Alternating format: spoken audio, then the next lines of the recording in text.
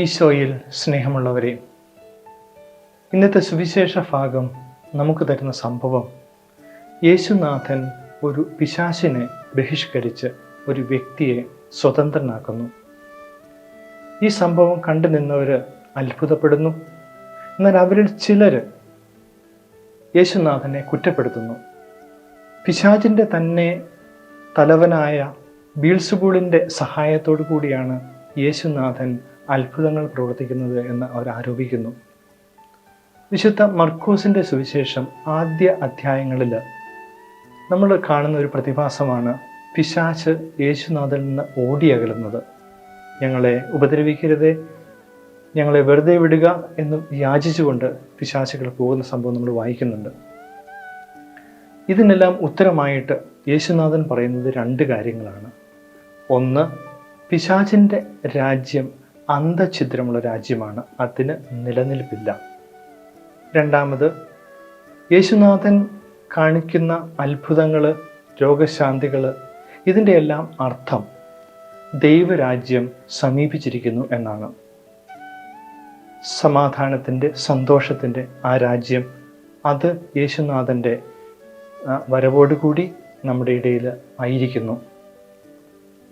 സാമൂഹ്യ ജീവിയായ മനുഷ്യർ പല കാര്യങ്ങളും ചെയ്യുന്നത് സംഘം ചേർന്നാണ്. ഒരുമിച്ച് പഠിക്കുന്നു, ഒരുമിച്ച് യാത്രയ്ക്ക് പോകുന്നു, അതുപോലെ തന്നെ ഒരുമിച്ച് തീർത്ഥാടനത്തിന് പോകുന്നു. ഈ ദിവസങ്ങളിൽ വയനാട്ടിൽ നടന്ന പ്രകൃതി ദുരന്തം അതെല്ലാം നമ്മൾ കണ്ടുകൊണ്ടിരിക്കുകയാണ്. അവിടേക്ക് സഹായമായിട്ട് വ്യക്തികൾ സംഘം ചേർന്ന് വലിയ കാര്യങ്ങൾ ചെയ്തു കൊടുക്കുന്നതായിട്ട് നമ്മൾ കാണുന്നുണ്ട്.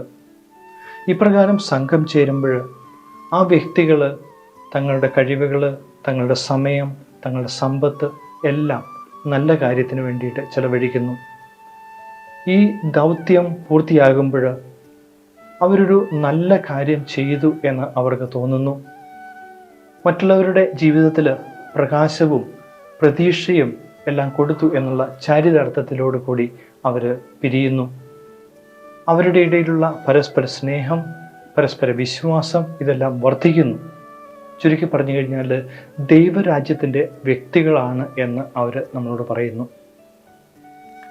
യേശുനാഥൻ്റെ സംഘം, യേശുനാഥനും ശിഷ്യരും ചേർന്ന ആ ചെറിയ സംഘം ഇതുപോലെ അല്ലെങ്കിൽ ഇതിലുപരിയായിട്ട് വലിയ കാര്യങ്ങൾ ചെയ്ത ദൈവരാജ്യം പ്രസംഗിച്ച ഒരു സംഘമാണ്.